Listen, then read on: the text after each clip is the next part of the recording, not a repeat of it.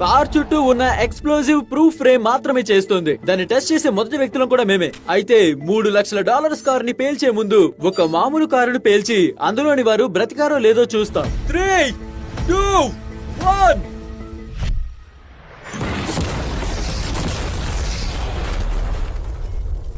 అది మంటల్లో చిక్కుకోవడం మాత్రమే కాదు, అందులోని మ్యానికన్స్ ఎగిరెళ్లి బయటపడ్డాయి. మనం సన్ రూఫ్ ని ఎగరగొట్టేసినట్టున్నాం. అది సరిగ్గా హ్యాండిల్ చేయలేకపోయింది. దీన్ని పేల్చే ముందు నేను కార్ లో ఫీస్టబుల్స్ బార్ పెడుతున్నా. నా చాక్లెట్ ని మాత్రం రక్షించు. అసలైతే ఆ కార్ ఎక్స్ప్లోజివ్ ప్రూఫ్, కానీ ఎవరు దాన్ని ఇంకా టచ్ చేయలేదు. చూద్దాం ఈ మ్యానికన్స్ అలాగే ముఖ్యంగా నా ఫీస్టబుల్స్ బార్ కి ఏం కాకూడదు.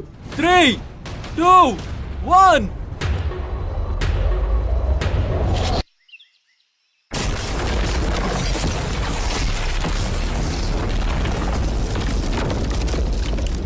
అది ఎగిరిందా? ఈ కార్ పేలుడిని తట్టుకొని చిన్న గీతలతో నిలబడింది. విండోకి చిన్నగా గీరుకుంది. అలాగే ఉండు. నా ఫీస్టబుల్స్ బార్ ఎక్కడుంది? చాండ్లర్ పక్కన. అమ్మయ్య, నా ఫీస్టబుల్స్ బార్ బతికింది. బాంబును తట్టుకునే కార్ కోసం మీరు చూస్తుంటే నేను మీకు ఇదే రికమెండ్ చేస్తాను.